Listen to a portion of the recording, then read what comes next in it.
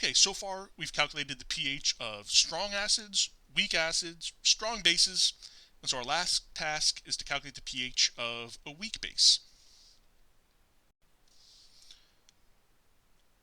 Alright, now most weak bases are Bronsted-Lowry bases, right? So they produce hydroxide ions by accepting a proton from water. The strong bases that we looked at were compounds that contained hydroxide, but for our weak bases, like ammonia, what's going to happen is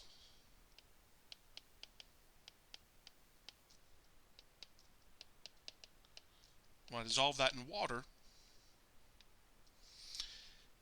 it's going to accept an H plus from the H2O, and that's going to give us NH4 plus, and when water loses that proton, that'll leave behind an OH minus, producing hydroxide ions. That's what makes ammonia a base. Alright, so let's continue this problem on the next slide. I guess before I go to the next slide, what I wanted to say was, much like weak acids, weak bases only partially dissociate. And so we had Ka's for weak acids, and so for weak bases, we have Kb's. And so the Kb for ammonia is the equilibrium constant for this reaction. And what we're able to do, just like with weak acids, is set up an ice table.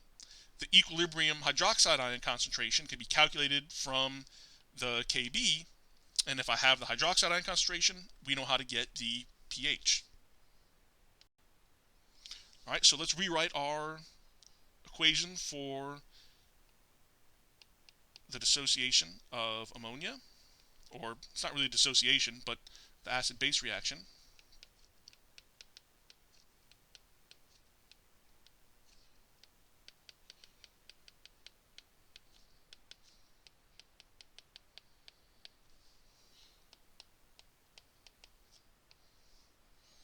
Alright, so they gave us the molarity of ammonia.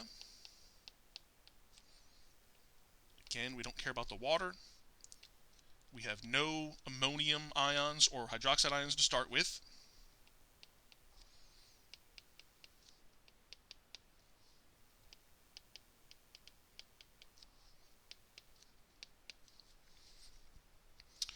Alright, and then our equilibrium constant expression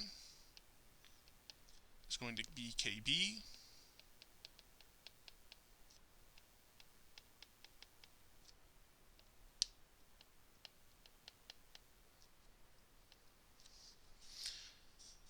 Now I can go ahead and plug in the value for Kb and the entries from my equilibrium row of my ice table. So I have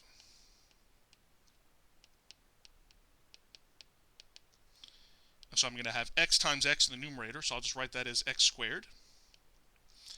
And I have 0.250 minus x in the denominator. And just like the weak acid, at first it looks like we have to do a quadratic equation, but the Kb's of most weak bases are small enough that we can use the K is small approximation. So I can ignore this minus x.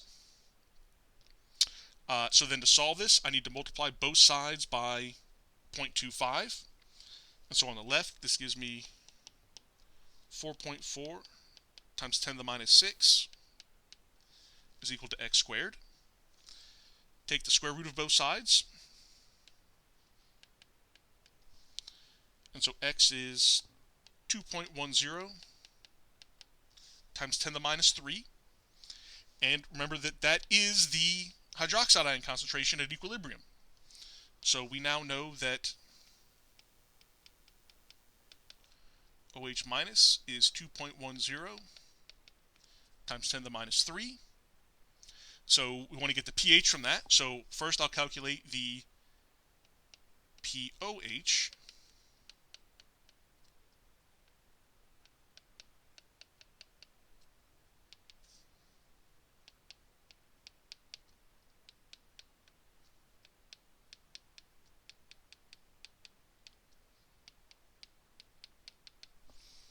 So the pOH is 2.68. And then we know that pH plus POH is equal to 14. So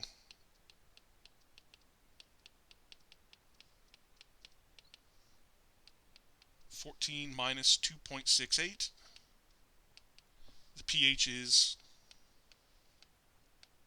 11.32.